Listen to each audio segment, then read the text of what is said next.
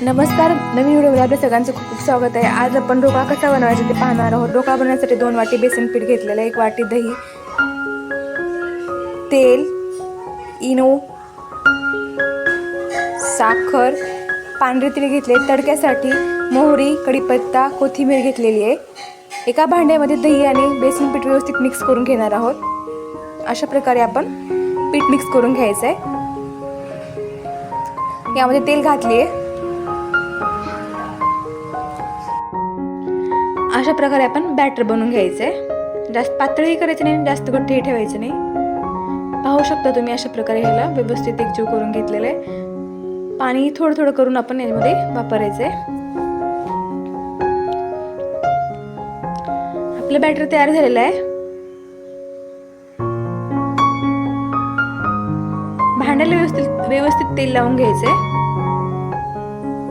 पाहू शकता तुम्ही अशा प्रकारे जास्त पातळही नाही आणि जास्त घट्टही नाही, व्यवस्थित असं आपलं बॅटर ढोकळ्यासाठी तयार झालेलं आहे। पाणी उकळण्यासाठी गॅसवरती पातेलं ठेवलेलं आहे, त्यामध्ये पाणी घालून घेणार आहोत। पाणी टाकलेलं आहे भांड्यामध्ये।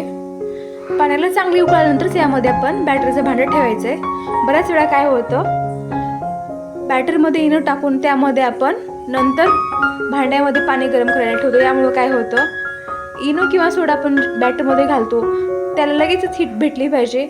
त्याला आपण थंड पाण्यामध्ये जेव्हा ठेवतो, त्यामुळे इनो जेव्हा ॲक्टिव्ह असतानाच आपण त्याला भांड्यामध्ये ठेवायचं गरम पाण्याच्या।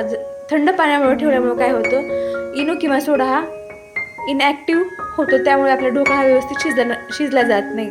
कुठे कच्चा किंवा असा चिपचिपा असा ढोकळा होतो। त्यामुळे ही प्रोसेस अत्यंत महत्त्वाची आहे ढोकळा व्यवस्थित बनण्यासाठी। पाहू शकता तुम्ही भांड्याला व्यवस्थित तेल लावून घेतलेलं आहे मी, त्यामध्ये बॅटर घातलेलं आहे। आपलं पाणी व्यवस्थित उकळलेलं आहे।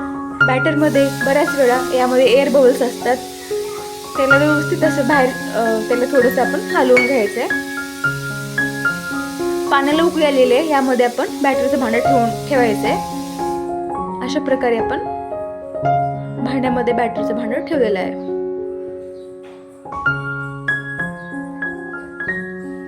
याला 10 ते 15 मिनिटांमध्ये आपला ढोकळा हा व्यवस्थित शिजला जातो।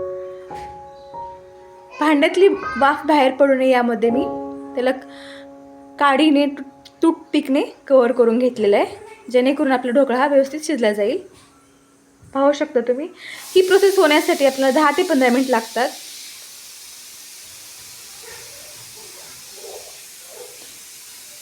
ढोकळा व्यवस्थित व्हावा म्हणून यामध्ये 2 ते 3 टिप्स आपण व्यवस्थित जर केले तर आपला ढोकळा हा व्यवस्थित म्हणून तयार होतो। पाहू शकता 15 मिनिटानंतर आपला ढोकळा हा शिजला गेलेला आहे। चेक करायचं की चाकूच्या सहाय्याने आपण समजा आपल्या चाकूला जर पीठ लागलं असेल तर ढोकळा कच्चा राहिला म्हणून समजायचं। त्यानंतर आपण काय करायचं आहे, आपला ढोकळा हा शिजला गेलेला आहे।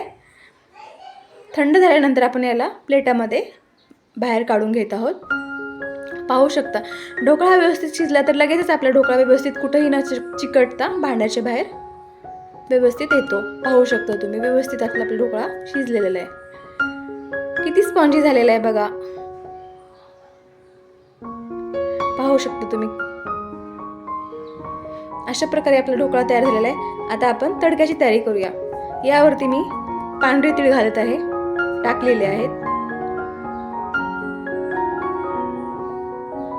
तडक्यासाठी मिरच्या, मोहरी, कढीपत्ता, कोथिंबीर, तडका या सर्वांचा तडका मी ढोकळ्यावरती टाकणार आहे।